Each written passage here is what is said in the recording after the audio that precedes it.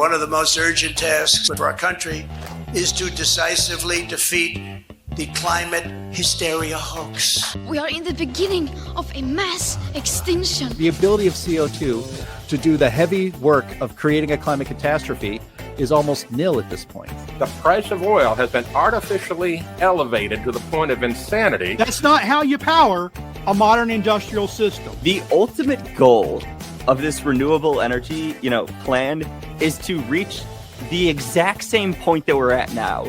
You know who's tried that? Germany. 7 straight days of no wind for Germany. Their factories are shutting down. They really do act like weather didn't happen prior to 1910. Today is Friday. That's right, Greta. It is Friday. And this is the best day of the week, not just because the weekend is almost here, but because this is the day the Heartland Institute broadcasts the Climate Realism Show. My name is Jim Lakely. I'm Executive Vice President of the Heartland Institute. We are an organization that has been around for 41 years and is known as the leading global think tank pushing back on climate alarmism. Heartland Institute and this show bring you the data, the science, the truth to counter the climate alarmist narrative you've been fed every single day of your life.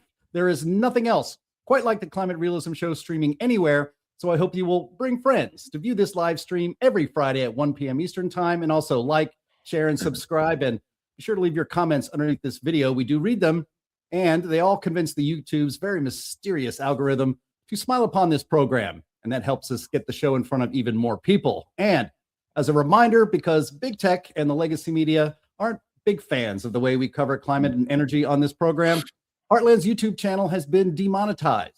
So if you want to support the program, and I really hope you do, please visit heartland.org/TCRS and heartland.org/TCRS. And then you can join other friends of the program who help bring the show to the world every single week. We also want to thank our streaming partners, being junkscience.com, CFACT, What's Up With That, the CO2 Coalition, and Heartland UK Europe. Let's get started. We have a big show today after a couple of weeks off. We have with us today Anthony Watts, Senior Fellow at the Heartland Institute and publisher of the most viewed website on climate change in the world, What's Up With That? Sterling Burnett, the Archbishop of Canterbury, and his day job is Director of the Arthur B. Robinson Center for Climate and Environmental Policy at the Heartland Institute, and Linnea Lukin, Research Fellow for Energy Environment Policy at Heartland. And we also have our wonderful producer, Andy Singer, behind the curtain, making sure this show looks and flows great. And we are so happy to welcome back one of our favorite special guests, Steve Milloy. He's the publisher of junkscience.com, fellow at the Energy and Environment Legal Institute. He served on the EPA transition team for the first Trump administration. He's also on the board of directors of the Heartland Institute, but he likes to go by Climate Hoax Slayer. Welcome back, Steve. Yeah, there you go. Thanks for having me. It's great to have you here. The show has been not every single Friday for the last couple of weeks because we went to Davos. Linnea did, as well as myself and Donald Kendall and some other people from Heartland. We talked about that trip on yesterday's In the Tank podcast, which we live stream every Thursday at 1 p.m. Eastern time. So if you are watching this, you can very easily find that podcast and get a nice report from Davos from us. It was quite interesting and a lot of fun. We may bring it up a little bit later in the show, but for now, we have so much to cover. I don't want to waste any more time. So let's, actually, I will not waste time. Actually, yeah, I did it. We should call that pulling a Jim as well. Not only did I want to thank our streaming partners, but I want to remind everybody watching this stream that the Heartland Institute's 16th International Conference on Climate Change is coming up April 8th and 9th in Washington, D.C. You can get your tickets. Here's a little slide for you to see on the screen. Seating is limited, so you need to get to heartland.org or climateconference.heartland.org. Either of those websites will work, and get your tickets today.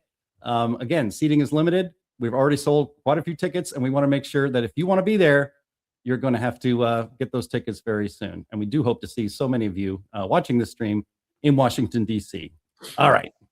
Now that I've done screwing that up, let's get to what we love to do, and that's the crazy climate news of the week.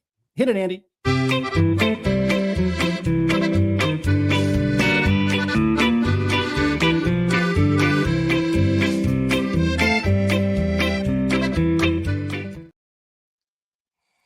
right. Thank you very much, Bill Nye. We have our first item here. I've called it Junk Science for Judges. And this is a very late breaking and an important story that we really need to cover today. And this comes from Fox News. I'll read a little bit for you. Headline, Shocking and Inappropriate. Legal experts slam judge's guide over climate bias claims. Federal Reserve Manual includes foreword by Supreme Court Justice Elena Kagan and cites activists, including a group under a House probe. Let me read here. A gold standard guide used by judges nationwide to address subjects they are not particularly versed in is drawing criticism over the latest edition's inclusion of purported ideological bias focused on its climate section.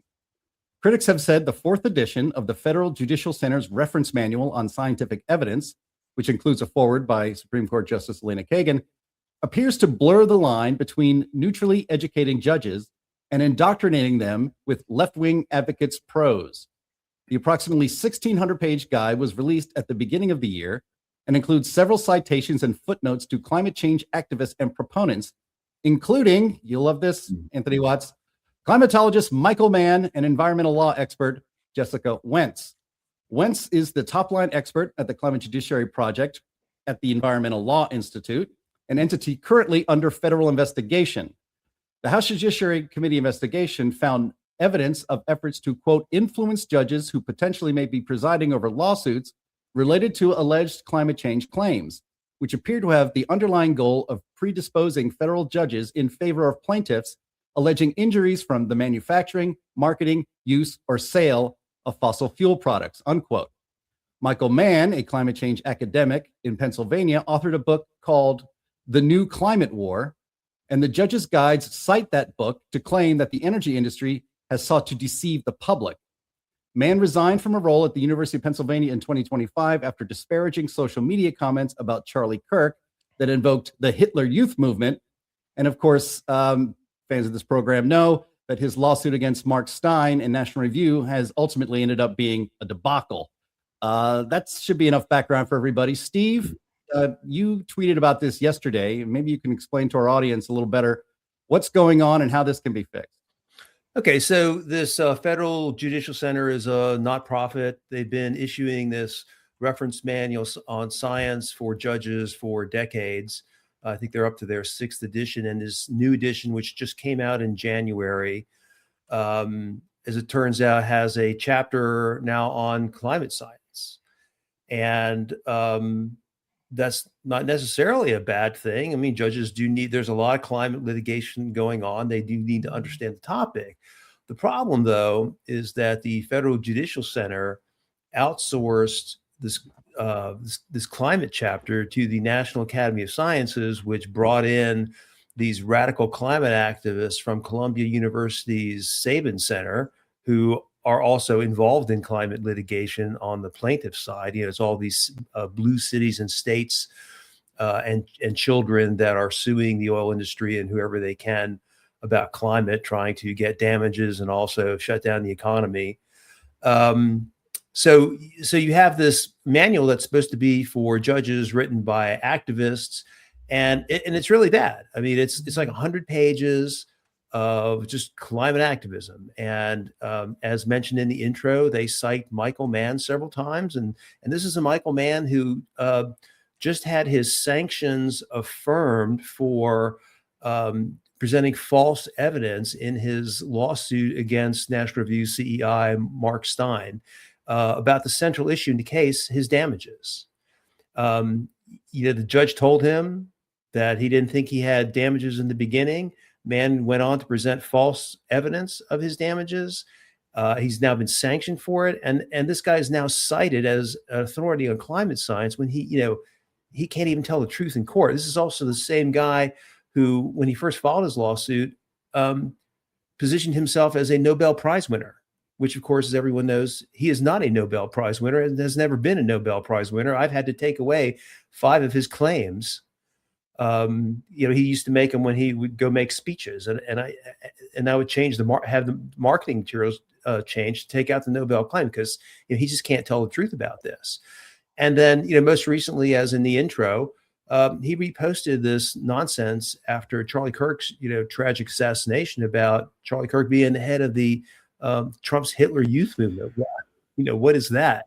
And so then, man has also, if you go to my X feed, you'll see this, tweeted about how it might be a good idea, or might have been a good idea for Joe Biden to issue basically orders to execute Supreme Court judges. I mean, this guy is totally off the wall. He's unhinged, yet he is being presented to federal judges now as a science expert. A couple other things, just real quick, and let everybody else jump in.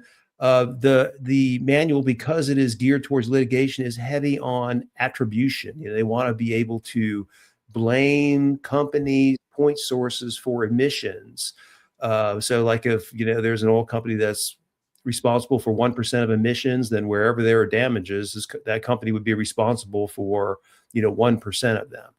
Attribution is a total fraud. There's no way that can be done. I mean, it assumes the problem that it's trying to lay blame for. It assumes that emissions are causing damage.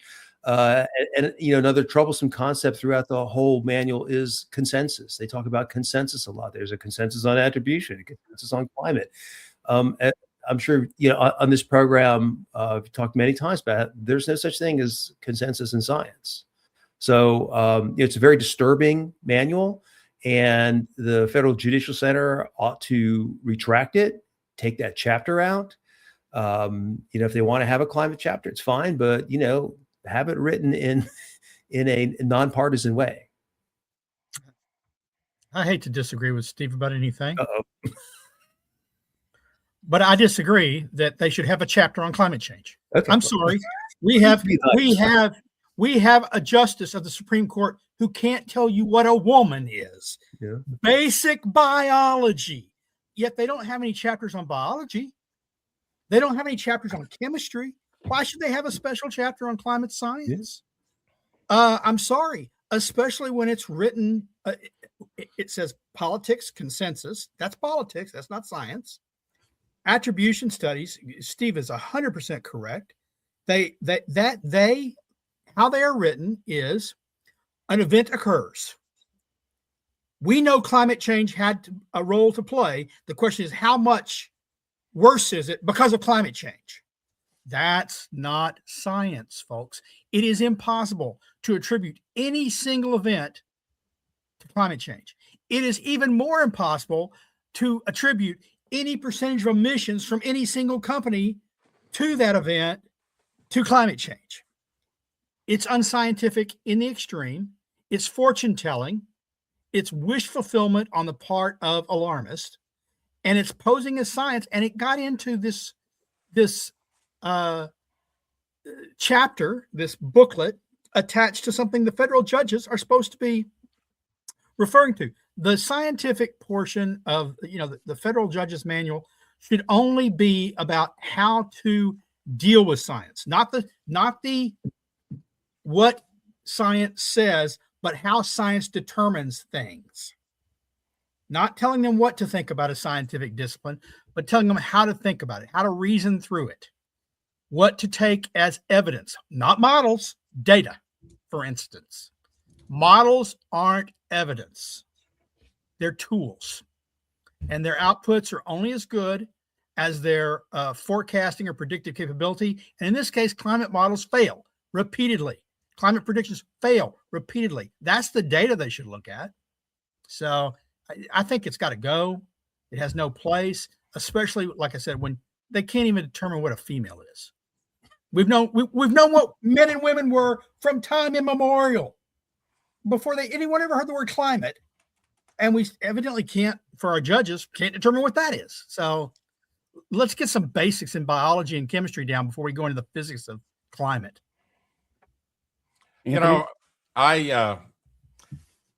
Justice is supposed to be blind, and it's, we've got that statue of, justice with the blindfold on, holding up the scale. And so what's happening here is that they are taking that blindfold off for justice. They are putting their ideas into the judicial system, disguised as fact, disguised as science. But that's not it. It is an opinion, especially when it comes to attribution, which, as Sterling rightly points out, And so does Steve. It's just bogus. You can't focus on any single weather event and say it was made worse by climate change. Even the IPCC says this. But these folks don't care. They're all about their mission.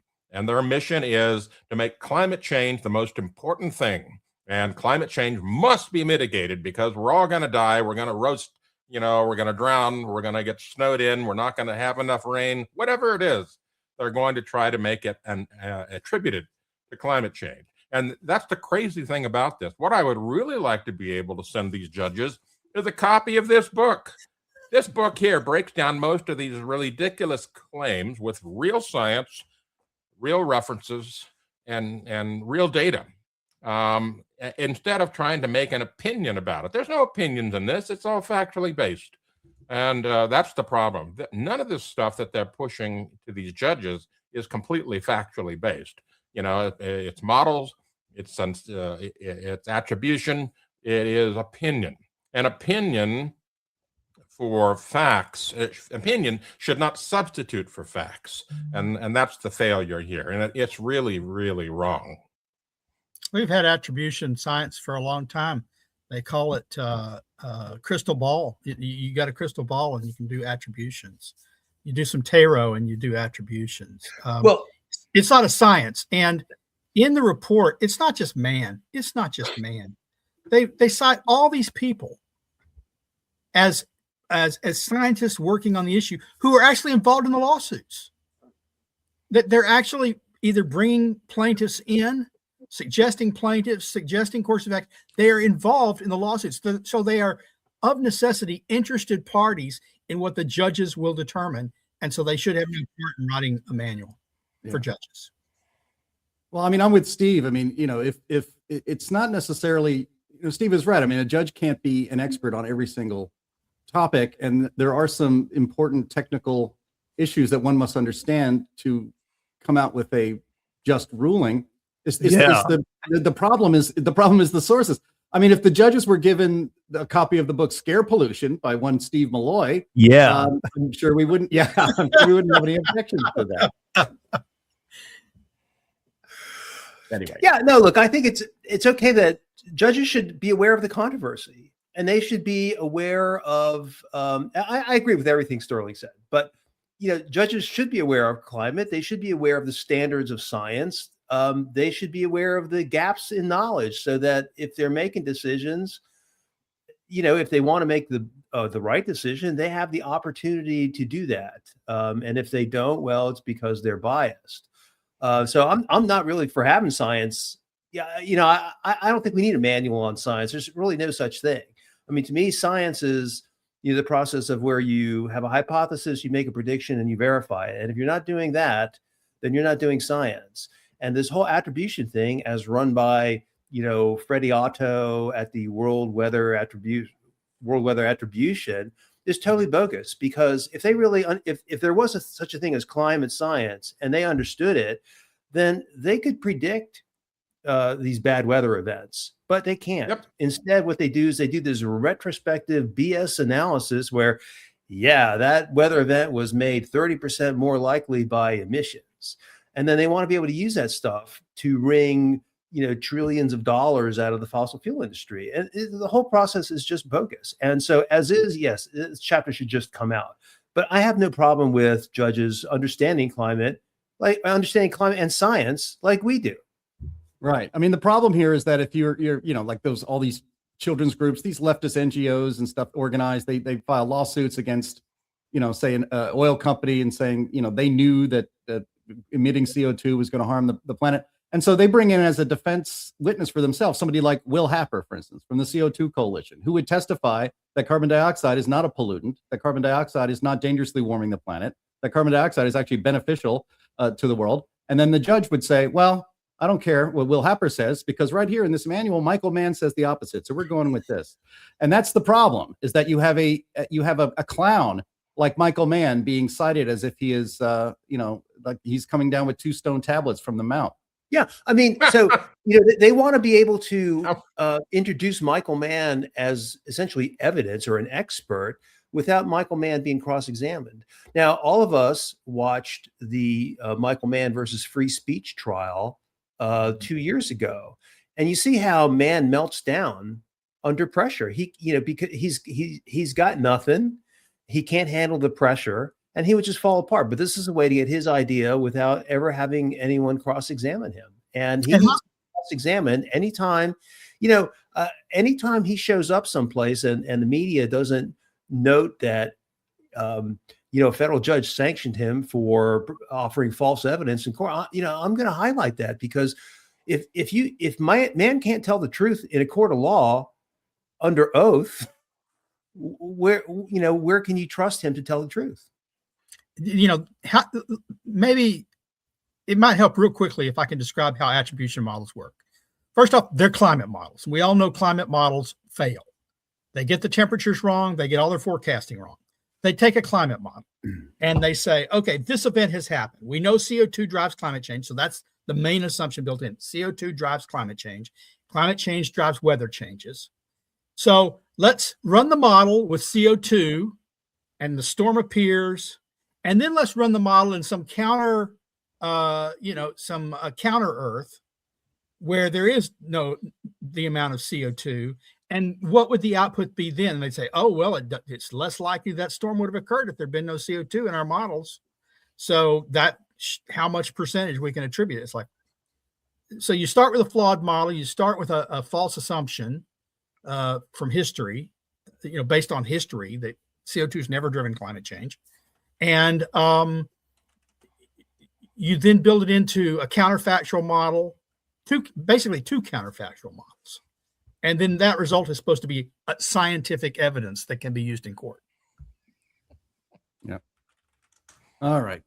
Well, speaking of bringing junk science into a courtroom, my second item here is pumping poop for dollars, which could maybe apply to the first one as well.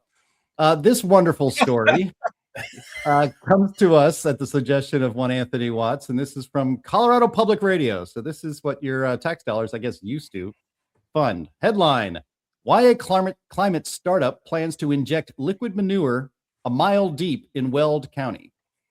Managing cow poop is no joke in Weld County.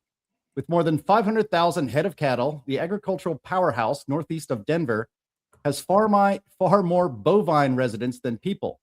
While a large portion of their waste ends up as fertilizer, the material can contaminate waterways if it escapes containment or ends up over-applied to cropland.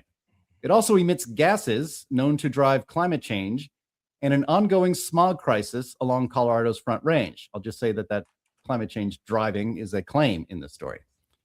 The same gunk, however, contains carbon that plants once photosynthesized out of the atmosphere. By injecting it deep below the Earth's surface, Vaulted Deep, a Houston-based climate startup, hopes to transform a local environmental hazard into a tool to combat global warming. The approach is already attracting deep-pocketed customers.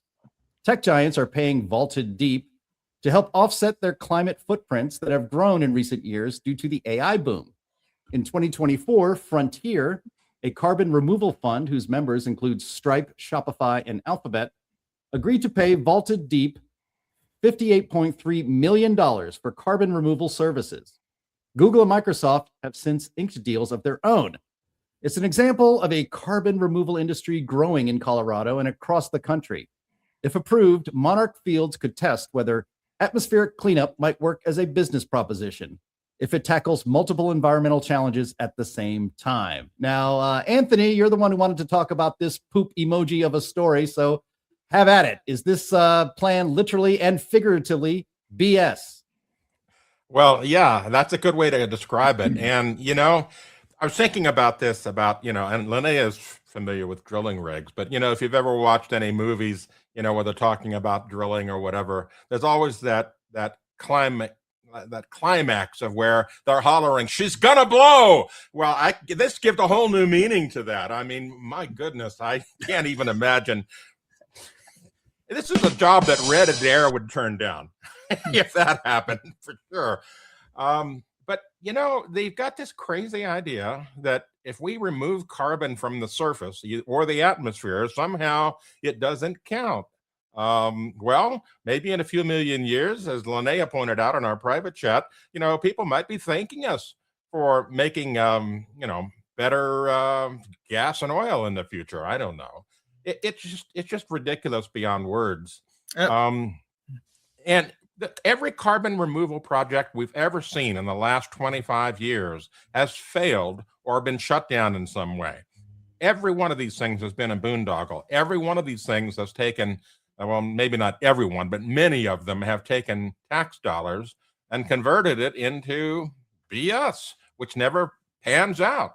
And so what are you going to do? You can't seem to talk to these folks. You can't make any sense with them. They are convinced that carbon, the portion of carbon dioxide, is evil in the atmosphere or on the ground or wherever it is, and we must get rid of it. But it's part of life.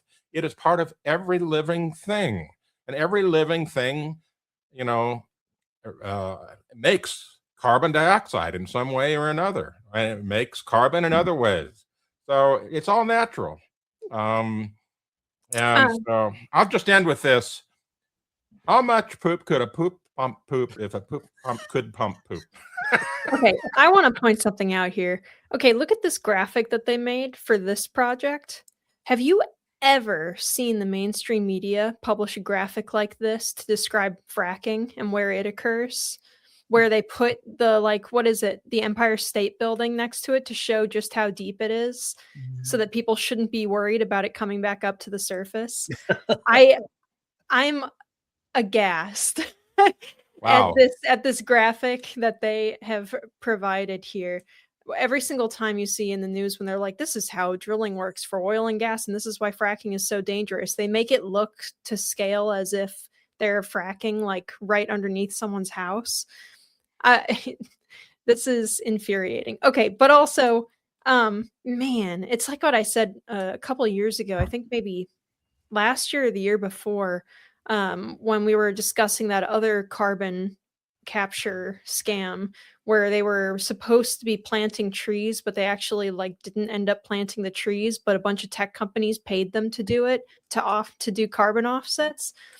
I am frustrated that I have a soul and some morality that I'm not able to get in on these insane scams where they're able to get these tech morons to hand over millions and millions of dollars for you to do something that hypothetically you might end up doing if you can do proof of concept, but you're not even sure that you're going to get past the modeling stage. I'm amazed. These guys are way smarter than I am. I just, first off, when I saw that Microsoft was investing in this with their track record of meat and other climate things that they've now backed out of, now you know to jump off the bandwagon. If Microsoft's for it, you probably should get out of it before it fails and takes your money with it.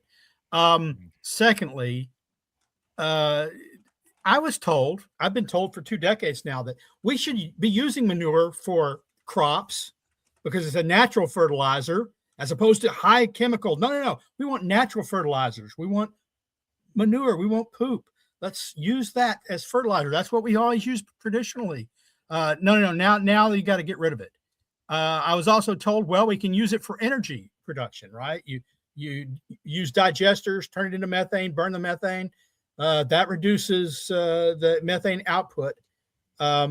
It offsets methane output with CO2. But the final thing is, my first thought when I heard this story is they're going to pump this underground. Gosh, do no aquifers run under Weld County? Drinking water for the people, and it turns out it sits above the Denver Basin aquifer system and parts of the South Platte aquifer. Particularly the Laramie Fox Hills provide essential non-renewable water for municipal and agricultural waste. Do we really want to be drilling through that and putting poop in there? That seems like a bad idea to me. Yeah. Hey, Linnea, you pointed out earlier that graphic showing where they're doing the injection and so forth, and pointed out the parallels to fracking and so forth.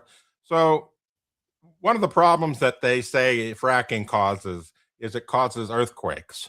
So if they do this poop injection, are we going to have poop quakes in our future? Yeah, well, it's even worse than that. Because I mean, well, and down in the Permian, they've been having more and more problems with their water injection wells, causing problems with like overpressurization downhole and all sorts of stuff because it's required by law for them to put what comes out of their wells back underground. And it's actually the wastewater injection wells that are the ones that cause those small earthquakes and stuff that they do get, the few that they do get that are detectable. It's all wastewater injection. And so I can only imagine, I don't know what kind of volumes. And I mean, it's fracking. It's going to be not a fracking, but like a wastewater injection type of situation that they're doing here. But it's like wastewater. So what they're probably going to do is they're going to use a ton of water to mix the manure into. They're going to like put it through blenders or something to get it so that it's as evenly textured as possible. Yeah. I don't want to use that blender for my drinks. They're going to inject it. They're going to inject it into a reservoir that they find, probably some kind of like a sandstone or something that they find, the same way that they do wastewater injection from oil wells and from all sorts of different chemical plants and stuff. I think they're right that there isn't like real danger to aquifers and stuff, just as there's no real danger to aquifers from fracking and wastewater injection. But why? You're gonna do a whole drilling operation while also Weld County. I guess for one, it might actually employ people who they're laying off left and right in Weld County while they're trying to shut down all their oil and gas operations there. Yeah. I'd be kind of ticked off if I was a driller there. And they were pitching this idea while they were shutting my work down. But yeah, I don't know. That's talk about outgassing. Yeah. Well, just real quick on this. I mean, how stupid are these big tech guys? Of course, we all know. The United States could go dark today, stop emitting today and forever. And, more than 90% of greenhouse gas emissions are still going to happen. And these people are nowhere close to hoping to inject even a small part of U.S. emissions underground. So the whole thing is just a waste. And I don't know how do these guys run these $1 trillion market cap companies, but can't do simple climate math? It's just beyond me. Well, the question is, they run the companies because they understand the field they're in. It's when they try to go outside of their expertise. I know, Sterling, but they have accountants that can do math. Okay. And the math of what I'm talking about, the climate math I'm talking about, is elementary school math. What percent of emissions, let's just say, pretend emissions are a problem. What percent are we emitting? What percent are we going to store? It's negligible. It's less than negligible. And they can't do it. And the accountants will pay out tens of millions of dollars.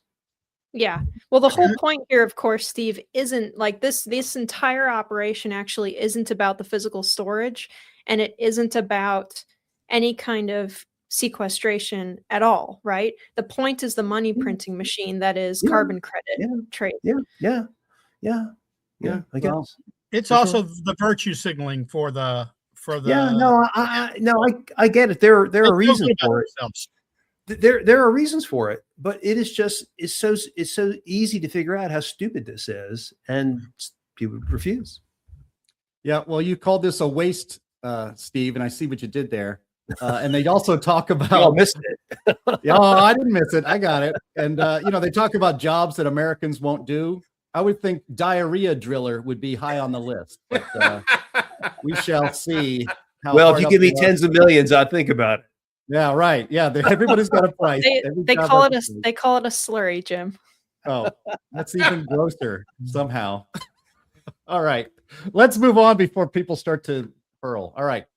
Our third item here is Endangerment Endangered. On this program, you're probably getting the only regular updates on the endangerment finding for carbon dioxide in the atmosphere as declared by the courts, and it's supposedly in peril. So we have a little update here. This is from the Washington Post. Headline: Trump's biggest climate rollback stalls over fears it will lose in court. And Steve, as an attorney with the E&E Legal Institute, I know that this probably annoys you and you've been watching it, so get ready. We'll come to you first. I'll read a bit here. Trump's officials have delayed finalizing the repeal of a landmark legal opinion key to their effort to eliminating the Environmental Protection Agency's climate rules because of concerns the proposal is too weak to withstand a court challenge, according to two people familiar with the matter who spoke on the condition of anonymity to discuss confidential information. The EPA's 2009 quote-unquote endangerment finding concluded that greenhouse gases harm public health, establishing the basis for regulating them under the Clean Air Act. Repealing the finding would end the EPA's regulation of greenhouse gas emissions from cars and trucks. The White House's Office of Information and Regulatory Affairs, which reviews agency regulations, has expressed concerns over the strength of the scientific and economic analysis of the proposed repeal. EPA officials are resisting revisions to the policy and arguing that the regulation should be finalized and announced publicly in its current form as soon as possible. EPA spokesman Bridget Hirsch confirmed in a statement that the repeal proposal was sent to OIRA on January 7th, but did not respond to questions about disagreement over revising the policy. The endangerment finding was used to, quote, justify trillions of dollars in greenhouse gas regulations, unquote, and the agency is following the law in seeking to repeal it, she said. OIRA, I guess, but OIRA, their public calendar lists meetings through February 10th to discuss the proposal with lobbyists, industry groups, and health and environmental advocates. All right, so Steve, is this a blunder on the Trump administration's part? Is this something to worry about? You know, what's happening here? Well, this is a bit of a mess because there's two grounds that the Trump administration has proposed for getting rid of the endangerment finding. The first is that it's illegal. The Supreme Court decision in West Virginia says that EPA has to have express authorization from Congress for major programs. EPA didn't have that for climate. And so the legal part should be a slam dunk. But there are people in the administration who, for whatever reason, also want to have their decision have some science based with it, which I can understand because a lot of times you get conservative lawyers going into court on environmental issues and they're claiming that, you know, some I wasn't dotted here or some T wasn't crossed here, therefore the regulation must go.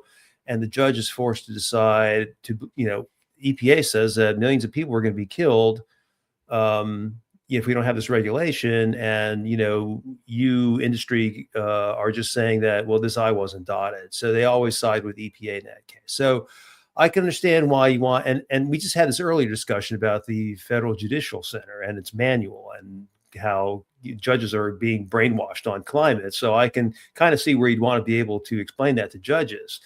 And I'm kind of okay with, you know, holding back on this and making sure that, you know, the legal part is written correctly. There's a science part to back it up. The problem, though, is that the administration, you know, we've got the State of the Union coming up February 24th. The administration wants to be able to say, I guess, that the endangerment finding has been repealed. But there's uncertainty, you know, amongst people like us that know something about this issue, because we know that at EPA, the staff is writing all these rules and notices and proposals, and the staff is not on our side. The staff is resistance. Okay. And the staff is sabotaging this stuff. So there's this fight over, do we make sure this thing is bulletproof before it goes out, or do we, you know, rush it to publication using the sabotage text drafted by agency staff? So, you know, that's where we are. I think that, you know, President Trump issued an executive order last April saying that rules that are illegal per recent Supreme Court decisions can just be dispensed with, rescinded without notice and public comment. I've been urging that to happen with the endangerment finding, but for some reason they never, despite the executive order, they didn't implement the policy. Now, you know, we're relying on EPA resistance staff to write the legal rationale and to write this and foregoing any sort of science explanation. And I just think this is all very risky. I'm all for, you know, I'd be happy if the correct and a strong and survivable endangerment finding rescission came out in March or April or May versus rushing it out the door today. But of course, I'm not in charge. So, I think properly written, we don't need any science for this. Properly written, the Supreme Court decision in West Virginia versus EPA kills off the endangerment finding. But I don't know what's coming out of EPA. So we'll have to see. And the other problem is, it's not just that you have agency staff writing this stuff. It's that, in my experience so far, you've got pretty much ineffective rookie lawyers defending this stuff in court. Not EPA, not endangerment yet. What we know, what we can be 100% confident, I believe, is that the endangerment finding, when it's issued, will be challenged in court, and it will go to a favorable judge at the district court. It may go to a favorable appellate court, but it will be challenged. And the lawyers defending it, the lawyers going into court, have to be top notch. They have to understand the law and be willing to defend it. Not like they've done with these offshore wind things, where they go into court and they say, oh, well, Trump issued an order and it's all about national defense. And the judge says, well, explain the national defense argument. Well, Trump said it's national defense. Sorry, not sufficient. That's arbitrary and capricious. You can't just say the words national defense. You have to be able to defend the argument that it's national defense. Yeah. And they go in there unprepared. So that is a great point, Sterling. There are exactly 2 lawyers in the Trump administration that I know have experience in litigation with climate and could handle this job and do it correctly. Unfortunately, neither one is in the Department of Justice at this point. And it's these lame staff lawyers at Justice that the Trump administration relies on, not just for environment, but for everything. And they're terrible. They don't make the arguments correctly. They're lazy. Even if you have conservative lawyers, most conservative lawyers I know nothing about the environment. I mean, you have to spoon feed them everything, and they just suck at it. It's not something they're interested in. Conservative judges, they're not interested in the environment, and you rarely get good decisions in court on the environment because either the industry lawyers or the government lawyers or the judge, none of them know anything. And it's just a disaster. I mean, these people should be coming to us for tutorials on climate, but of course they never do. And they make lame arguments. It's embarrassing, and it has real world consequences that are bad. Our late science director, Jay Lair, used to say concerning attorneys, if the law is on your side, argue the law. And the law is on our side. That's what they should be arguing. West Virginia v. EPA should crush this. In addition, the regulations, the Clean Air Act regulations under Mass v. EPA should crush it, because they don't allow the kind of regulation that they impose with the endangerment finding. But then he'd say, well, if the law is on your side, argue the law. If the facts are on your side, argue the facts. Okay, well, we got them on the facts. And then, but they ignore that. The other side says, well, neither the law nor the facts are on our side, so we'll pound the table. And that seems to be what's effective on environmental issues. Yeah. No, it's really something. I mean, we and others have just a wealth of knowledge on the environment, but the administration is just kind of insular on it. And there are at EPA, there's not a lot of experience there on environmental issues. There's just not, and so they have to rely on. Excuse me. You mean Department of Justice? You said EPA. Well, EPA too. I mean, just across the government. I mean, in the Trump administration. I mean, we're the ones, we've been doing this for decades, all of us, except Linnea. Linnea's not even decades old, but all of us, no, I'm just kidding. Yeah. But do we get consulted or others? No. I mean, they just make it up as they go along, and they don't make it up right. It's terrible. Yeah. All right. Well, We'll move on. We got a lot of covered today. This is an important story, and we're going to keep our eye on it. And the good news is that the election of Donald Trump made this even conceivable. So yeah, just one final question. I mean, the president is on the same wavelength as we are. Just listen to the guy talk about the hoax and the scam. Okay, but it's all these people in the middle that prevent our agenda, us and the president, from getting done, because these people in the middle are just abominable on this issue. Yeah. All right. Well, I was trying to end on a positive note. Oh well, you foiled me again, Steve, as usual. All right. Let's move on. We're going to mark. Linnea is dog sitting two dogs that are getting a little excited. Hey! No, Don't that's tell mine. me that's Sterling. Oh, that's Sterling. Oh my gosh. Although I'm gonna have to bring my cat in here. If they hear Sterling's dog, they will also start up. So. Oh yeah, no, right. We got to keep it together here. All right. Anyway, Al Gore's laugh out loud comedy, An Inconvenient Truth, is turning 20 years old. It just celebrated his 20th birthday.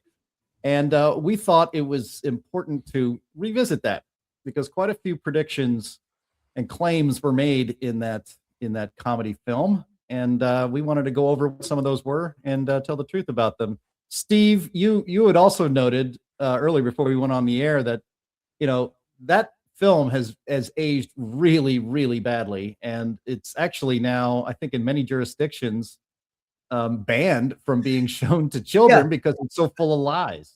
Well, yeah, I'll just add some color. I don't want to steal your thunder on debunking, claims, but just recall 20 years ago, the movie was released. I happened to be at an event in January of 2006 when Al Gore came to the Americans for Tax Reform, a small group of conservatives. He showed us his slideshow. Afterwards, I went up to him and said, let's have a debate on this. We'll arrange it, you and some scientists. And, Gore told me, he goes, oh, that's interesting. Maybe we'll do that. Of course, his staff got back to me and said, oh, we don't have any time for that. And so that launched the whole debate thing. Let's debate climate, which never really amounted to anything. Gore, none of them, Al Gore, Michael Mann, no climate alarmist wants to debate us because they would all lose.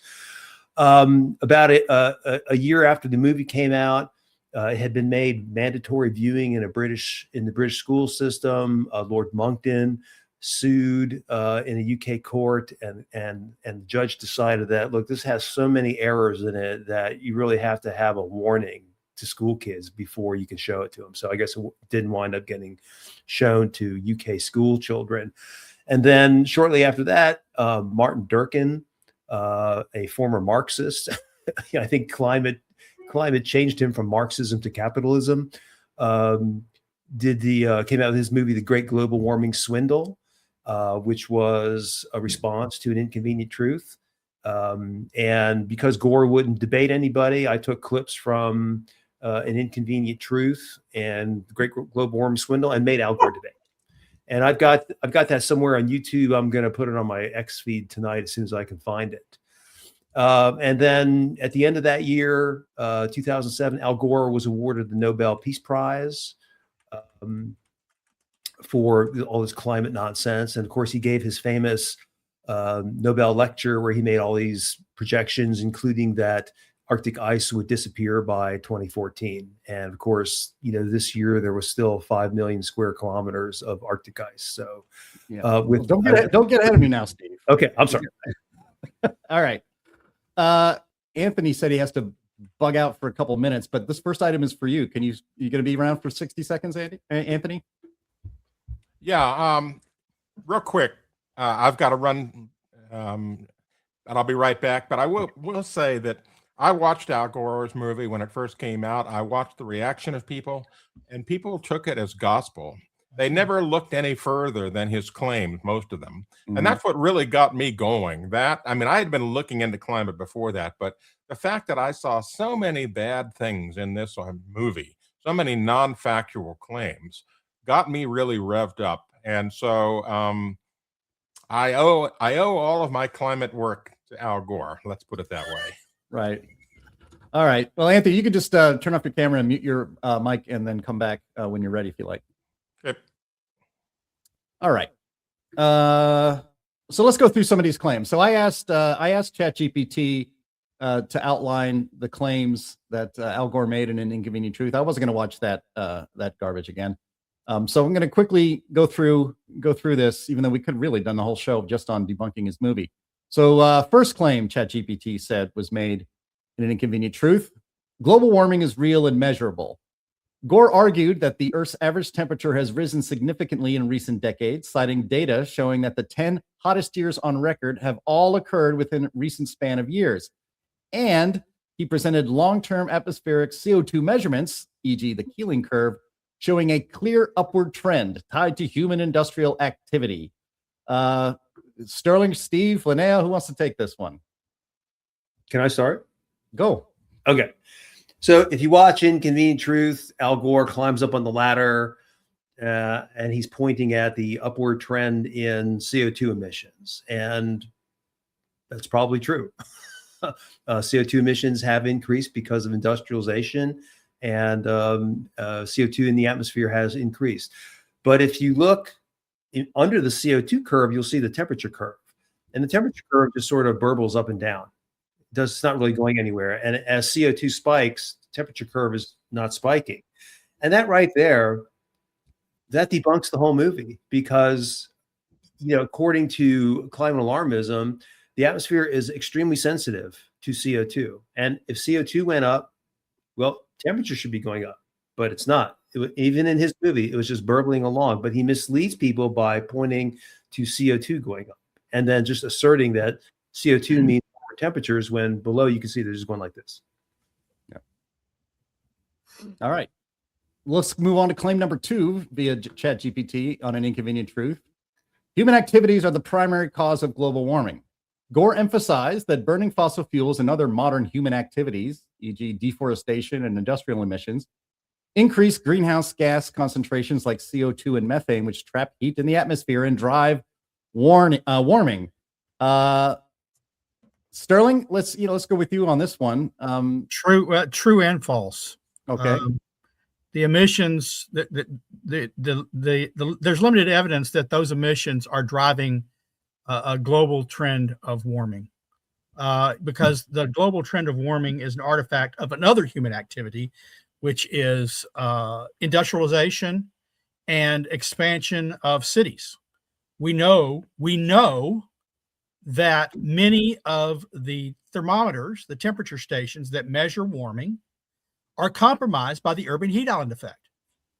And so global average temperature built on a compromised system that takes the slow release of heat at night from concrete, from asphalt roofs, from industrial heating systems where they're located next to, from jet airplane exhaust when they're located on airports.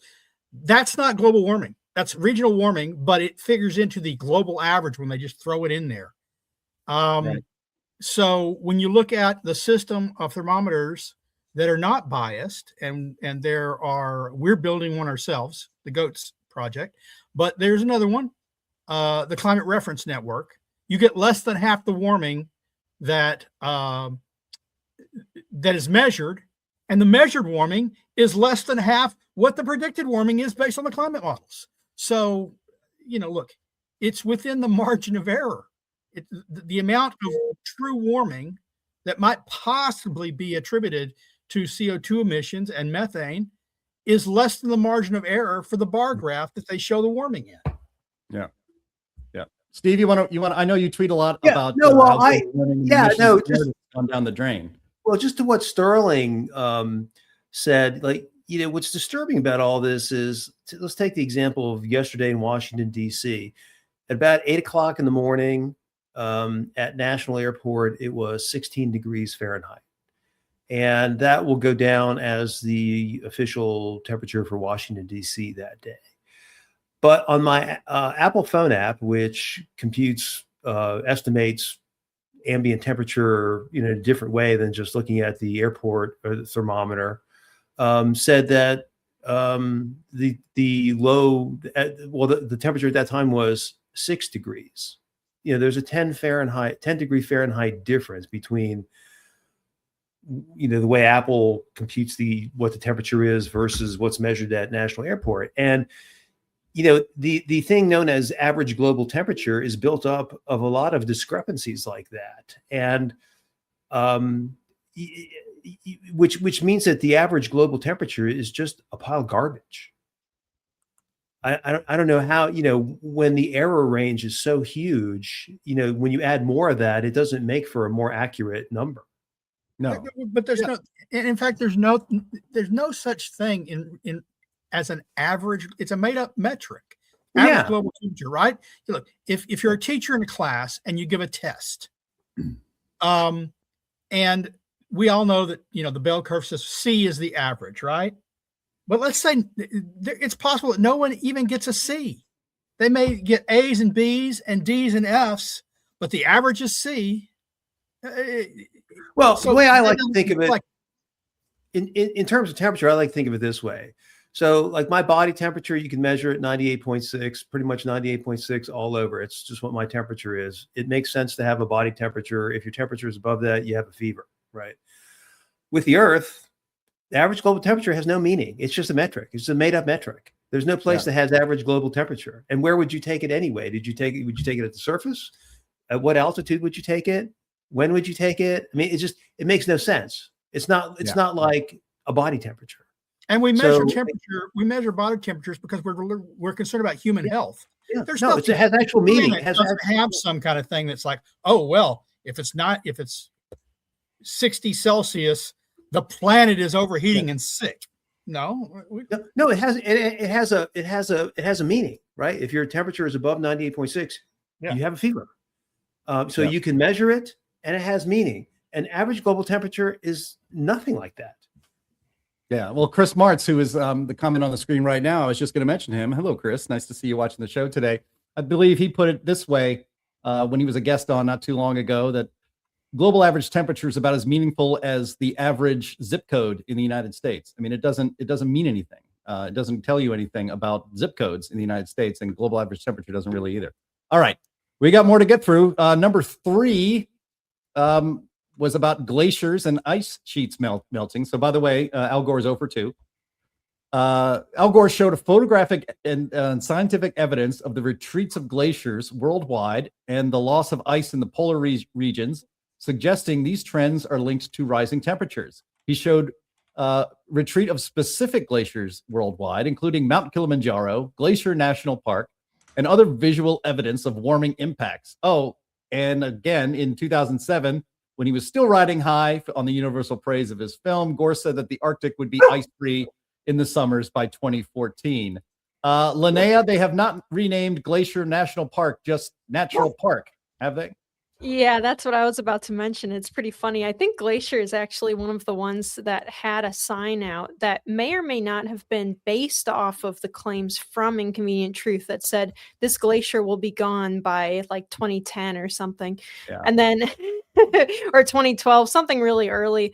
And then when it wasn't, they had to just quietly take the sign down. No retractions or anything. The park didn't apologize and say, look, we got caught up in some nonsense, but it's still there. The glaciers are still there in Glacier Park.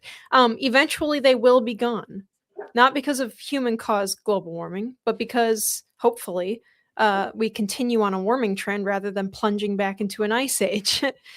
Someday you hope that many major ice coverage areas of the earth have retracted some. It's a natural part of the Earth's systems to kind of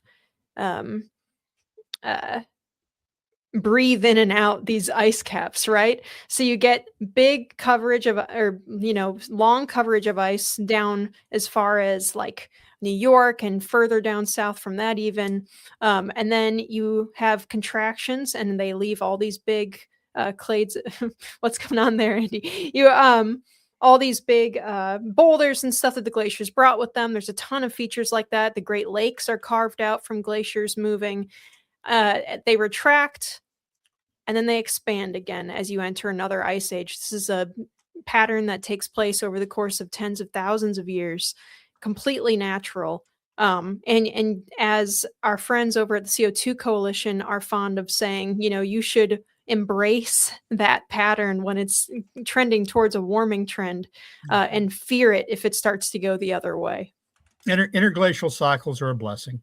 Glacial cycles are a curse and a danger to humans, just civilization and survival. Gore made a very specific claim as well about Kilimanjaro. He said that within a decade, there will be no snows. That's 2016, 9 years ago. Testable hypothesis. Failed.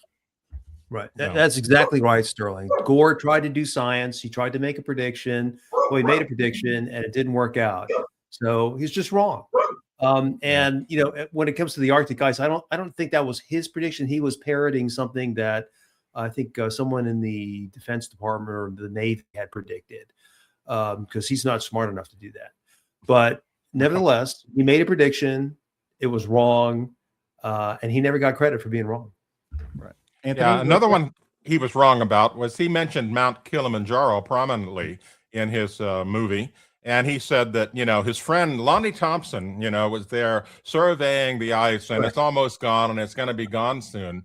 Well, what they failed to make note of, and what they ended up having to retract that claim for, was the fact that Mount Kilimanjaro was losing its ice not due to warming, but to sublimation. And the sublimation was happening. Basically, this is to, if you put ice cubes in the freezer and you leave them there too long, they just sort of wither away. Well, that's what was happening at the top of Mount Kilimanjaro, because upslope winds did not contain enough moisture anymore to keep the necessary vapor pressure going on with the ice to keep it from sublimating. And the reason for that is because the indigenous people that live around Mount Kilimanjaro, because they don't have electricity, because, that's wrong. We just can't electrify people just willy-nilly like that. They were burning all the firewood, burning all of the trees. And so there was no evapotranspiration going on anymore on upslope Mount Kilimanjaro. And the whole thing was blamed on climate change, when in fact it was just simply the fact that there were no trees left to put water back in the atmosphere for the wind to go upslope on Kilimanjaro. It was just an absolute travesty of a claim that, Gore no longer talks about it because he was wrong there too. To try to teach Gore something, what we're going to do is we're going to give him a free cruise through the Northwest Passage. And we're going to name the ship Erebus or Terror or something, and something nice like that. And we're going to send him on the Northwest Passage and see how it goes. Yes. Prove once again, another provably wrong, that Kilimanjaro provably wrong. He said that, we're losing ice in Antarctica. I'm sorry, there's more ice there now than there was when Al Gore's movie came out. They're gaining ice in Antarctica. The West Antarctic ice sheet, the very smallest portion of Antarctica, the Antarctic Peninsula, they're losing ice due to subsurface volcanic activity. But the main body of Antarctica and the East Antarctica, thank you, Winchester. God, it's gained ice. Yeah. All right. Let's move on. A drop on who let the dogs out. Just one more thing on this, and it's not like there's less ice. There's been some decline in Arctic ice over the years.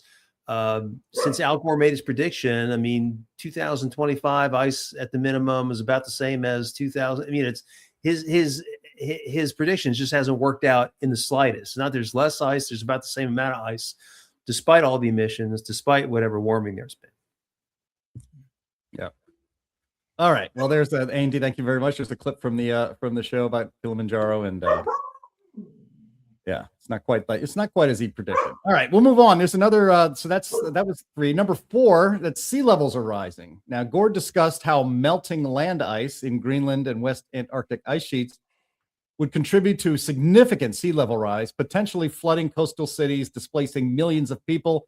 He warned that if major ice sheets fully melted, sea levels could rise 20 feet. Yeah. I don't know if you guys, I have not noticed that Disney World in Orlando is now very close to beachfront property. Well, I have a study on my Twitter feed someplace. I think it was either in Science or Nature, probably Nature. And they said that Greenland, whatever melting is at Greenland, has not discernibly contributed to global sea level rise. I will say, if the ice sheets entirely melted, that's a conditional. If Antarctica disappeared tomorrow, and if Greenland lost all its ice, and if the Arctic lost all its ice, sea levels would rise. That's true. Gosh, I can't refute that. The problem is there's no evidence that Antarctica is about to disappear tomorrow, and Greenland's about to disappear tomorrow, and the Arctic's about all the ice in the Arctic is going away.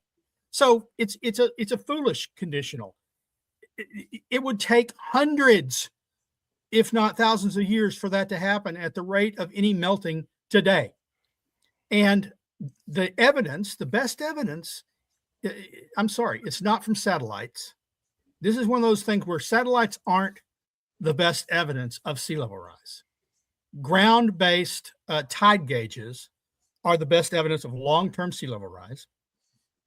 And for most areas, another recent study that I just wrote about in Climate Change Weekly a couple of issues ago found that there is no change in tide gauge rates of increase. It's not happening. And the 5% where it is happening of tide gauges around the globe, where there is a spike in sea level rise, it's attributable not to sea level rise, but to subsidence in large urban areas where they're withdrawing groundwater, where they built upon shifting, unstable land on the coast. Coastal property is great.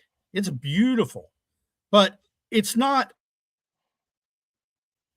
A lot of these places were swamps. They had some bait shacks. I don't know what's going on there. We had some bait shacks on wooden pylons, and they removed those. And they put a condo on there, and then they're surprised when the land sinks.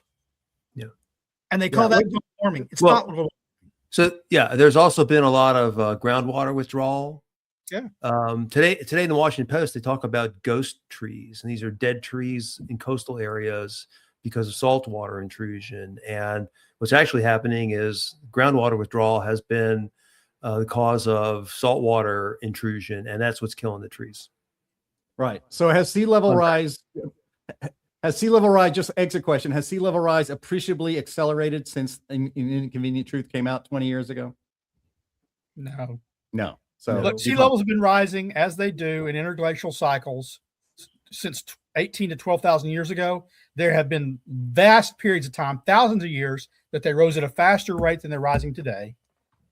And there have been some years, less lengthy periods of time, where they've risen at a slower rate. But today is not an unusual rate of rise. All right, let's go quickly through these other items here.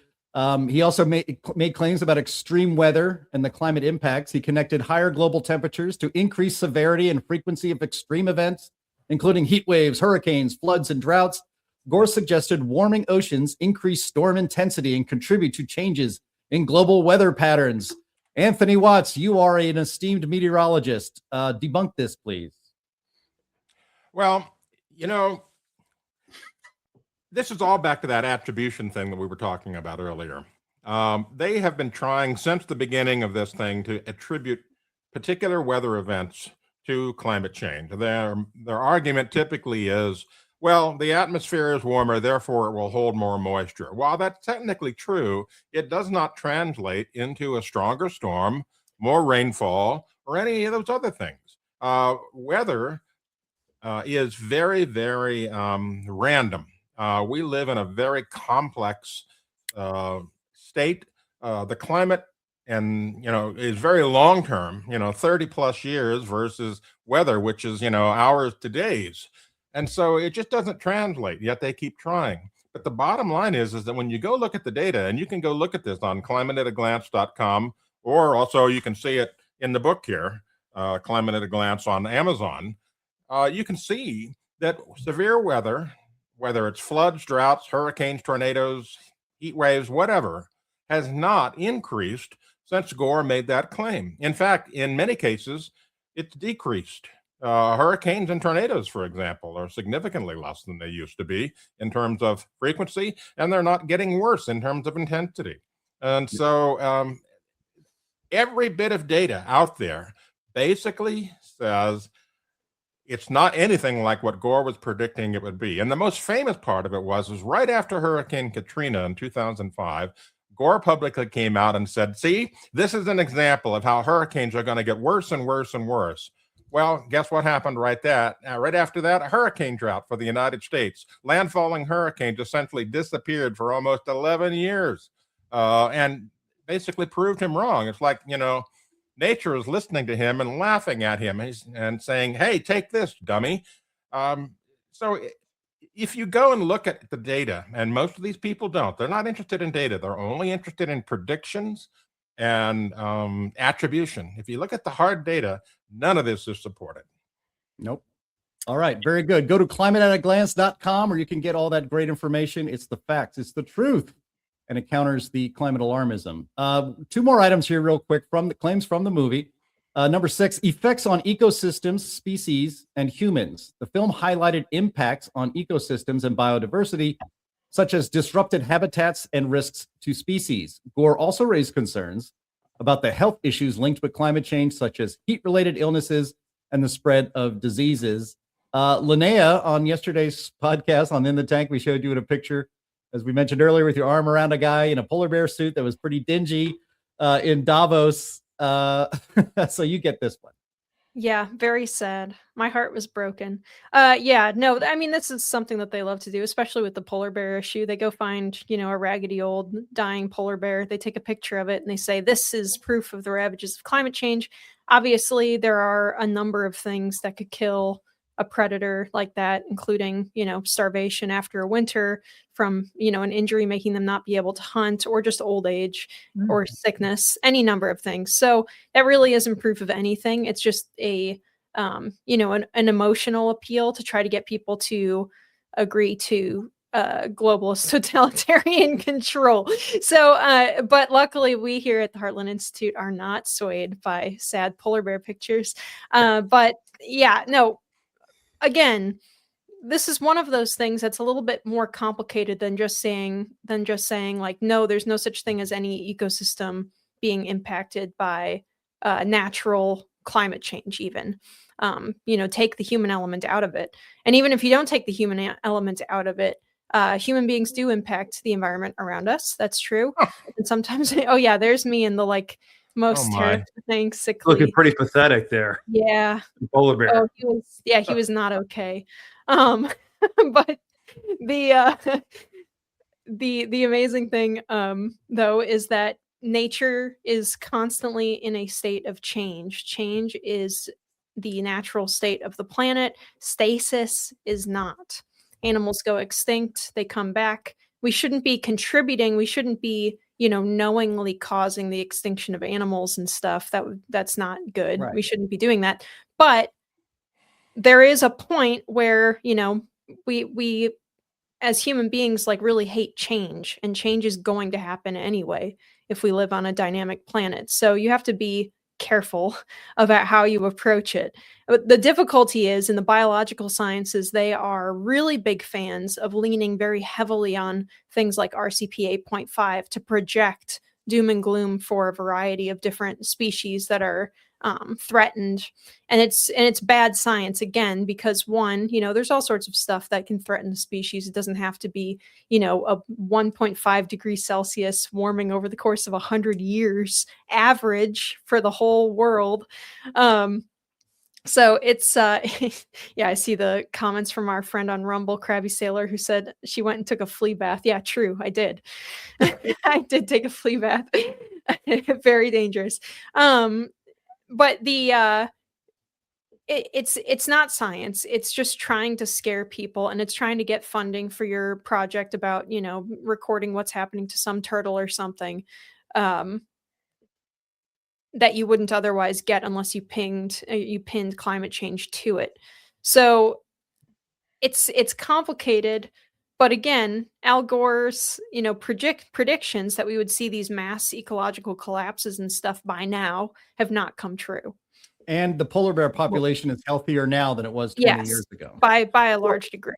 So all the predictions of a mass extinction are just that. They're all just predictions. I mean, there's not a single species that can be documented as having disappeared because of fossil fuel emissions. Just nothing. Yep. Well, I know we're running so long, but that's okay. I just want there's one more item in here, and that was the long-term historical context of climate change. Gore used data from Antarctic ice cores showing that current CO2 levels are higher than at any time in the past several 100,000 years, implying that the recent rise is unprecedented in the context of natural history. Who wants to take that claim on? Because I know it's not true. Well, that's Sterling's baby. No, I'm not convinced it is my baby. I'm not sure I want to dispute ice cores. Ice cores don't measure CO2. They measure various isotopes. They get polluted on the way up. We don't know directly what CO2 levels were hundreds of thousands of years ago.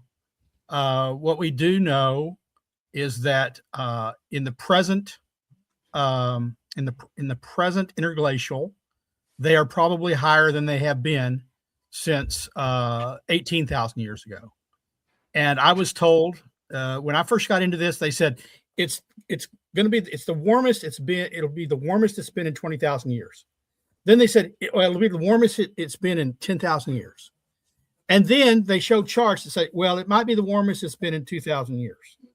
And then, of course, we know, we go back and we look and we find out, oh, well, there were camels in the Arctic not that long ago in geologic time. There are shell middens up in Greenland that shows the seas were higher then because of warming. So they don't know anything about the past, not from ice cores, all sorts of different proxy data. Well, yeah, and they certainly don't know it with the precision that they want to give you the impression. They don't know it to hundredths of a degree Fahrenheit or Celsius. They just don't know. The best evidence, if they wanted to make predictions today about tomorrow based on CO2, then they should do that. But they have not been able to do that so far. So I agree with Sterling. I don't care what happened hundreds of thousands of years ago in Antarctica. What I care about is what's going on today. And we've been 36 years since James Hansen testified in Congress, 20 years since Al Gore's dumb movie. Everybody's been wrong about everything all the time. There's no correlation between emissions and warming and any extreme sort of weather. It's all nonsense. It's a political and financial agenda that is pushed by a biased media, and that's how it's survived so far. Yep. Very good. So those were 7 items, 7 predictions, 7 claims by Al Gore in An Inconvenient Truth 20 years on, and it doesn't look too good. That's why I call it the laugh out loud comedy of the year if you want to rewatch it. All right, we're going to move on to finally, gosh, this podcast is going long, but I know that our audience for sure is enjoying it. They say so in the chat. And the title, the title card, the thumbnail for this podcast is Winter Misery. And this is one of the more miserable winters I can remember. And I've lived in Northern Illinois now for 15 years. And I can't remember being this bad. The temperatures are well below normal. Pittsburgh, where I used to hail from, has a couple of feet of snow. And they usually, despite what you might think, don't usually get that much snow. Almost the entirety of the lower 48 is experiencing some pretty extreme winter weather. And so we're praying for you, and I'm hoping this snaps out eventually. But as usual, the legacy media is using this miserable spot that we're in this particular winter to tie it to climate change. And so we need to correct that and push back at that. So this is a story Sterling shared it with us this week from Scientific American. The headline is Weekend winter storm that battered eastern U.S. was supercharged by climate change. A warmer atmosphere can hold more moisture. And that's why last weekend's winter storm dumped more snow, sleet, and freezing rain than similar weather systems might have in the past. Let me read some of this for you. If you live in the eastern U.S., you are likely among the millions dealing with the after effects of the heavy snow, sleet, and freezing rain that buried the region over the weekend. And while it may be extremely cold, new research reveals that last weekend's weather was in fact supercharged by global warming. Some of the hardest hit places saw more than 2 feet of snowfall, while up to an inch of ice from freezing rain shut down roads and cut power throughout the Southeast. No doubt this storm was big.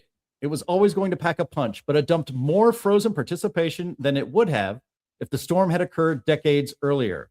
It may seem paradoxical that a warming climate could mean heavier snowfalls, but hotter, albeit still below freezing, temperatures are nonetheless a recipe for more snow. That's because for every 1 degree Celsius of warming, the atmosphere can hold about 7% more moisture. And this storm happened in an atmosphere that has become up to 5 degrees warmer Celsius than it was in past decades, according to research organization Climameter, which produced the new analysis. That means this storm had up to 20% more precipitation than it would have if there was no human-caused warming. Sterling, this is new research, so it's got to be correct, right? And there should be more than just this one example to prove their hypothesis, right? I remember a day not too long in the past, twice New York Times ran the same headline, "The End of Snow," because of climate change. Remember, climate change causes more hurricanes. Climate change causes less hurricanes. Climate change causes more drought. It causes more rain. It causes ice melting and snow melting, and it causes more snow and ice. The truth is, this is just another one of those attribution studies. Oh, we've run our models backwards without CO2, and it says there wouldn't be this moisture in the atmosphere, and now we run it with CO2, and now there's this moisture in the atmosphere, and so it makes it so much worse. Look, you look at records. Is it worse than all records? There's some records broken. There are a lot of records that aren't broken. That's true for heat. That's true for snow. That's true for cold. In the end, this one winter, you read that story. You read the story. You read the bits. I heard things like may and could, and all sorts of sort of wishy-washy. Well, yeah, it might cause this. Okay, so let's say climate change has put more moisture in the atmosphere. That's presuming that moisture has stayed in the atmosphere from climate change. So years of climate change has caused moisture just to sort of hover in the atmosphere until this winter and get all dumped. That's what we're supposed to presume. There's no evidence that this 1 year's rise in moisture caused it to dump. And moisture in the atmosphere is not the only thing that's needed for storms to form. It's just another flawed attribution based on models. It's unscientific. Yeah, I mean, once again, if they knew what they were talking about, they would predict these things ahead of time. But they can't do that. They don't do that because they can't do that. And then, underlying all this stuff, even if climate change was really at work, you'd have to show that emissions are driving this stuff for this story to really have any legs. And they can't do that either. Yeah, and Chris Martz makes a good point in the chat here. He says the 7% figure is correct, but it says theoretical maximum amount of vapor the air can contain for a given temperature. It says nothing about precipitation amount or the rate at which it falls, which is a really, really good point to make. And I hope, obviously no one from the mainstream media is listening to this because they don't care about the truth. But if they were, what I would say is just because it can be more humid does not mean that you are going to get heavier or more frequent rainfall or worse snowstorms or whatever. Yeah, I mean, just it's not a given. There's no direct line between those things. So, and he adds, and for our audience who, I can't imagine they don't know who Chris Martz is, but Chris Martz is a good friend of ours who is a meteorologist. He says also that alarmists ignore in a warmer world, snowfalls are wetter, which accumulates less than a cold, dry snow like this most recent storm was. So there's just, it's always more complicated. And they, they get mad when you make the joke. They get so mad. This is why it's my favorite joke. And I make a point of making it every winter. And Trump does the same thing, which I just love, where he says, he looks outside and he sees some snow or ice or it's cold out or something. And he goes, sure could use some of that global warming. And it makes all the alarmists wig out because they're like, just because it's cold outside doesn't mean that global warming isn't real, blah, blah, blah. It's like, he knows. Trump knows. He's saying it because it's funny. And I say it because it's funny. It's a classic joke that makes the people who can't take a joke absolutely spin off into the distance. So I'll hand it off here, but I just wanted to read those things off from Chris because they were really good points that these scam artists, honestly, that do the attribution studies absolutely do not. They might even know that this is the truth, but they just don't care. When I used to go into an office to work during the winter, and by the way, it's winter. We expect cold and snow in winter. That's why we have the season. When I used to go in the office to work, I'd get on the elevator on a cold, wintry day, just standing with random people. I'd say, gosh, global warming's killing me. And they just chuckle and they'd say, I'm ready for this to be over. So you get those subtle, you got to get those subtle things and make them think. Yeah. I mean, one of the reasons I wanted to have this as our main topic today, or at least put on the thumbnail today, is because so many people are experiencing this winter weather, and it's just been pretty miserable. I mean, it has been barely out of the single digits in Chicago for like 2.5 weeks, and it grinds on you. But Steve, you've spent a lot of time on Twitter, comparing historical weather and saying, and debunking all of this whole thing. Every time something bad happens weather-wise, it's global warming. So, I figured you might enjoy this topic too. Yeah, so I spent a lot of time looking at past Washington, D.C. weather because it's where I live. And it's, I've spent enough time in those temperatures now. I mean, you can see that, like, okay, so if this is polar vortex, well, then, when they had these miserable single-digit temperatures 150 years ago or whatever throughout the past 150 years, it's probably the same thing happening. It just happens.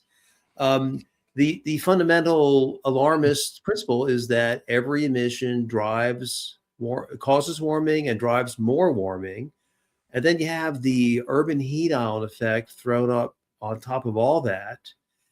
And despite all the emissions and despite all the urban heat island effect, today is colder than the very first January, what's the day, 30th, that they recorded a temperature for Washington, D.C. in 1872. And so it just doesn't make any sense. Yeah. Well, Steve Milloy, I know you got to bug out. You've been with us for 90 minutes now. We appreciate that. There was one question I wanted to. I saw there's from Mars Rock, I think it was. A question for you? That? No, but it's about how much bias is about the judicial. It's about the Federal Judiciary Center and how much bias. Yeah, this Mars Rock says, how much bias does this judicial publication have in other fields? Because he asked, I want to answer. Okay. All right. So the manual has a lot of bias. Anytime you summarize science, you're probably going to have biases in it. And the most crucial area where it has biases is with epidemiology. As far as I'm concerned, there's not a lick of epidemiology that's published today that is worth snot. And the Federal Judiciary Manual doesn't say that. It doesn't have the right standards for epidemiology in there. So there's a lot of biases built in. There's a lot of biases built in on chemical toxicology. And it's hard to get it all cleaned up because you don't really know who's writing it. And, in the case of climate, you've got activists. I've spent 35 years working on all these issues, and the people writing this book don't have 35 years worth of experience. They don't know the history of all this stuff. So, yeah, I think there's a lot of other incorrect material in the reference manual for science for judges. But this climate stuff is really outrageous because it's brand new. Yeah. Awesome. All right. Well, thank you, Steve Milloy. Appreciate it. I know you got to go. And so we will see you again. I know we'll have you on the show again next time or sometime soon in the future. Take care. Have a great weekend. Thanks. Yep. So while Steve Milloy had to go, because he's thinking about today and his schedule, and that's kind of short-term thinking. If you're thinking about more than just today, if you're thinking about the long term, I want to tell you about the sponsor of this program, and that's Advisor Metals. And it's all about thinking about the long term. If you listen to a lot of conservative shows like I do, you hear tons of pitches to buy gold and silver and other precious metals. And there are a ton of companies out there that will provide those services for you. But I want to tell you why you should trust our sponsor of the Climate Realism Show. That's Advisor Metals, and it's the man who runs the company, Ira Bershatsky. Ira is the managing member of Advisor Metals, and he does not employ those high-pressure tactics and deceptive marketing ploys like many companies in big gold. He also doesn't deal in rare coins, so-called. When you buy gold and other precious metals from Advisor Metals, you are dealing in quality bullion. And that is so much better when the time comes to liquidate this valuable physical asset. And when you buy from Advisor Metals, you will have your investment sent discreetly and directly to your very home. By the way, Ira is a sponsor of this program because he, like I'm sure many of you, are an America First patriot. He does not donate to Democrats. He refuses to work with the proxies of the Chinese Communist Party. And he, like us, abhors the machinations of the World Economic Forum and the United Nations. That is why we are so proud to have him as a sponsor. So if you want to diversify your investment portfolio, or if you want to back up your IRA with real physical bullion and of precious metals, go to climaterealismshow.com/metals. You can leave your information there, and Ira will get in contact and make the whole process very easy for you. Again, that's climaterealismshow.com/metals. And be sure to tell them who sent you, because then when you're helping yourself, you're also helping to support this program. Thank you for your attention to this matter. And I hope that was probably my best segue between the show and the read. Great. And I'm trying to get as good as Linnea. I'm not quite there, but I'm going to keep working on it. And we're going to turn the program over to Linnea for Q&A. So take it away.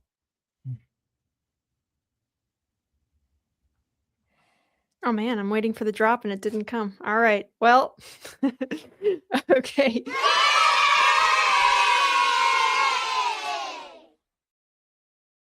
You know, I had a feeling he was going to do that he was going to cut me off and wait so that he could cut me off. All right, here we go.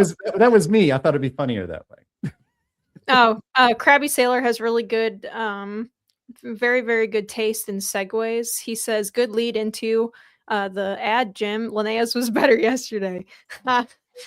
It was very good. It was a wonderful job. Mm. All right, let's get to the questions here. So we have this question from Dennis Stevenson, who says, the Climate at a Glance says that polar bear population is 36,000. Other public sources seem to suggest it's closer to 26,000. Can you explain the difference, please? Yeah, it's pretty simple. They're not including the latest survey data. Simple as that. Well, it's partly more that they do sampling, and they can't count every little bear. They do sampling, and they do sampling in different regions. And either 26 or 36,000 would be more than the 5,000 they estimated there were 50 years ago, before there was all this global warming. So, it's a win either way. Yep. All right. I'm going to normally I try to grab the questions from earlier in the show first, but this one just popped up that I can address pretty quickly, which is from PJ Hondo, who says, what do you think of relative sea level rise? Where I'm at, coastal flooding is increasing exponentially. Records go back to 1900. I live near Atlantic City. Yeah, so part of that is, that's not a climate issue. What we think of relative sea level rise is that it's real. I mean, it's a measurement that they're taking, but it accounts also for land sinkage. Coastal flooding increasing in Atlantic City in particular is a lot of the time due to the water withdrawals from the water table. So the land is actually sinking faster than the actual sea level is rising. So that's how you get a lot of those problems. And that's a huge problem on much of the eastern seaboard, as well as the coast of like Louisiana and Texas and places like that. Yeah, it's subsidence due to groundwater withdrawal, but it's also compaction of the soil due to building. The huge amount of heavy infrastructure built on soils that are soft soils. Alrighty. Mike says, as the climate warms, the polar bears just get more vicious, right? I don't know. They might. Yeah. By the way, I do care about polar bears. My wife calls me her oso polar. So Okay. I am her white bear. So if the climate gets me, we're concerned. All right. Chris Nisbet says, is there one cold state in the United States of America that hasn't been kept warm by fossil fuels over the last week or so? Can't think of any. Most of the fossil fuel stuff is making people stay alive right now. And we saw some data earlier this week that showed that the renewables basically failed, dropping down to like 5 or 10% of what they normally do, and that's the problem. You can't design a stable grid system based on an energy generation that is basically dependent on the weather. The weather turns bad or not favorable to those things, boom, you're out of power. That's no good. Yeah. Read my article on climate realism this week on the experience in Texas. And we have this comment here from Stan Goldenberg, who is a hurricane expert and frequent viewer of ours, who says, can you please make it clear that when you use the term climate change, you are actually referring to anthropogenic, aka man-made climate change? Yeah, and Stan, I understand the frustration with that, because climate does change naturally and it is real. And when we're saying that climate change is a hoax, what we mean is that human-caused, rapid, dangerous climate change is a hoax. However, that's a mouthful. And I don't want to say that every time. And when the thing I've written about this, actually, where the thing with the term climate change is that when the left uses the term climate change, they mean it whichever way is convenient for them in any given moment. If they call you a climate change denier and you say, no, I don't deny climate change, the climate has always changed. They launch into, well, you don't think that human beings are causing, rapid heating and blah, blah, blah. So they get to choose what it means depending on when they want to use it. But we have to give them like a paragraph description of what we mean every time. It's that millennial woes tweet that's like leftists pretend like they don't understand things in order to make discourse impossible. We have to just like bust through that, I think. Let's see.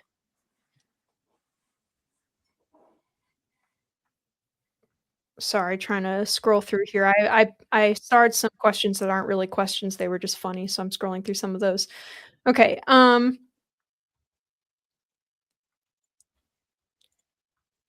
Engineer guy says, in science classes, middle school and high school, is the Milankovitch cycle addressed, and have politicians heard of it?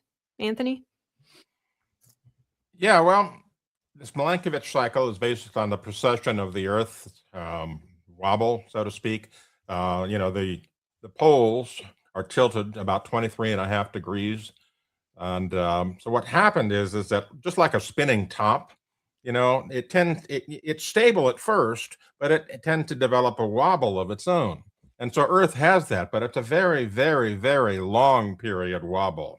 And that long period wobble changes that tilt just ever so slightly.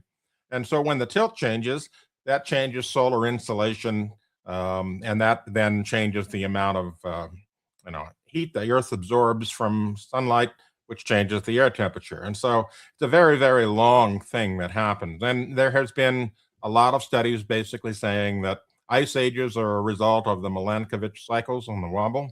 And so it's a natural process. It's part of what Earth normally does. There's nothing strange about it, and climate change does not contribute to it in any way, shape, or form. And whether politicians know about it or not, I doubt that most politicians know much about it. If they've heard of it, they did back in high school and have never heard. Oh, looks like Sterling froze. Okay. Well, they've got temperatures that are like 8 degrees in Texas, so it's not surprising he froze. All I said was, all I dealt was the latter half of that question, which was, have politicians heard of it? And my estimation is they probably did, just like you back in high school and middle school, but they've never heard of it or care about it since. I'm sure that, Yeah. when they get pamphlets or they get emails or something from constituents who are on our side of this issue, they talk about that stuff and they just don't care. They're like, Yep. They haven't. They it's pass it off to another an aide. truth And they I've say got. they pass it off to an aide and say, "Here, Yeah. respond to this person." Yeah, if they even do that, if they don't just hit delete in their inbox when they see someone use big science words like that. So, uh, all right. So here's a question I wish Steve was around for, but we're gonna pitch it anyway. From Ed Reed, who says the endangerment finding was required by the CAA to be followed by issuance of an NAAQS in 17 years. Where is it? Well, first off, that's not right. The Supreme Court in Mass v. EPA declared, despite the fact that it's not listed in the Clean Air Act, declared that anything emitted into the air is a pollutant. And then they said the EPA is now charged with determining whether there's an endangerment finding. They weren't required to issue an endangerment finding. The court said, now you've got to determine if there's an endangerment finding, and if so, either determine whether it's how dangerous is it, de minimis, is it whatever. You got to go through your normal rules, and then regulate it if you can. And they genuflected to the IPCC, and they said, yeah, it endangers human health. And then they went about trying to regulate it from auto emissions. But like I said, they weren't required to. And it's been tied up in court ever since. I mean, it's one administration after the other withdraws it, supports it, expands it to stationary sources. But no endangerment finding. Most of this policy stuff, most of this environmental policy stuff will go away. And it's not clear to me they should have ever issued an endangerment finding, because they can't show, remember, the Clean Air Act applies to the U.S. They can't show that U.S. emissions are endangering human health at all as a percentage of global emissions, or that global emissions are endangering human health. It's impossible. So there should be no endangerment finding. All right. Thank you, Sterling. Okay, so this is a question from Walter, who says, would you consider or have you approached a climate alarmist to be on your show for a climate discussion? Jim? Sure, I would consider it. I don't know how many would return my emails, let alone come on the show. But if you have any suggestions on open-minded alarmists, maybe our new friend Lucy Biggers might know a person or two. Maybe she can help facilitate something like that. Definitely. We've tried to get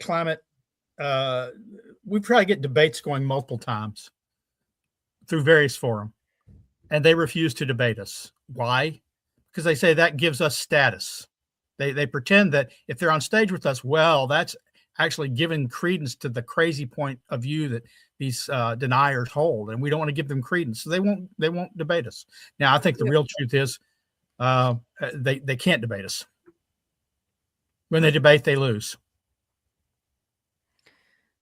David Vogt says he wants to know where he can watch the movie. I'm guessing he's not talking about Al Gore's Inconvenient Truth. He's talking about the other one. YouTube. You can find it on YouTube. Okay. The global warming scam, or whatever it's called, the global warming hoax. I think it's the Great Global Warming Swindle. Swindle. You should also check out CFAC's movie, Climate Hustle. That's another good, and Climate Hustle too. Those are both very good. And you can go back a little bit farther. When I first got started on this, back in a long time ago, 1990, there was one out of England called, I think it was called the Global Warming Debate, or I forget. I'd have to find it, but it was brilliant. They interviewed a lot of scientists. Back when it was just coming up. Just a couple of years after Hansen made his testimony. Really good piece. There's also another new one called Climate: the Movie that we had talked about on this show about a year and a half ago. Yep. All righty.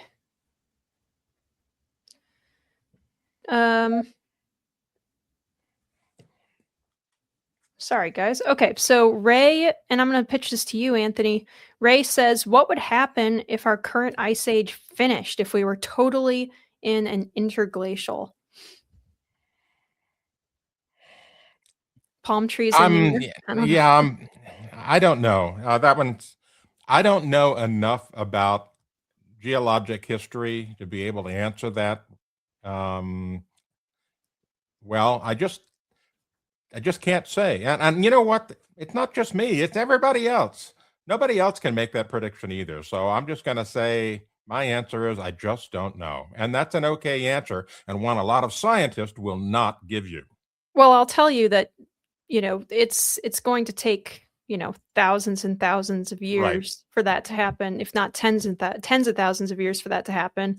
Probably even with the apocalyptic, like RCP 8.5 type scenarios. I mean, they're not when they say we'll have an ice-free Arctic, they don't actually mean that there won't be any ice cap left. What they mean is that in the summertime, there will not be ice on the water, is what they mean. They mean like ice-free ocean. They don't mean that the ice caps will be gone. And the last time that happened, there was an inland sea that covered all of Wyoming and Colorado and all of that. So yeah, you would have some different coastlines for sure. It would, you wouldn't want to be you wouldn't want to be like most of the country. You wouldn't want to be never living, been static. The Earth you has never been wouldn't want to static. be you wouldn't want to be living where you live right now, Linnea.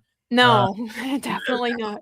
I, on the other hand, would be smoking a cigar at my new beachfront property, watching my values skyrocket. And if you're the Highlander, Sterling, and you can just live forever, then you will get to see that. The point is that there could, not in our lifetimes, I wouldn't think, but the Earth's climate is going to change, and it could change in very dramatic ways. It's been much, much warmer than it is today in the past, and it could be in the future. It could be colder again. We could have another ice age coming. The point here is that human activity, our modern way of life, our burning of fossil fuels and our driving of SUVs is not what is driving the changes that we will see in the climate in the future. It's not proven. It's just not happening. We're not at fault. Yep. All right. Scott Clay says, it's so much easier to list where Al Gore has been right than where he's been wrong. The list is much shorter. Has he ever actually been right? I can't recall of an episode where he's been right on anything. I mean, even going so far back as he invented the internet. I can recall things where he's been right financially. He got in as a politician. He got on the ground floor of a TV station that he just sold for hundreds of millions of dollars that benefited him greatly. Mike Springstead makes a great point here, which is perhaps Al Gore's greatest crime, which is that he will always be the VP who tried to get governors on all U.S. autos to forcibly cap highway speed at 55 miles an hour. The guy is just full of great ideas. Yeah. All right. So unfortunately, Steve is left, so we can't give Steve this question from one of our friends over on Rumble today, LT Oracle of Truth, who asked, do you have any input on why the tall southern pines are dying out here in northern Florida? It starts from the top of the trees. Sterling, do you have any idea? I did not know that the tall southern pines were dying in northern Florida. So no, I have no idea. There's a lot of reasons why trees would die. Could be age even. It could be saltwater intrusion. I don't think there's a lot in northern Florida. It could be certain pests.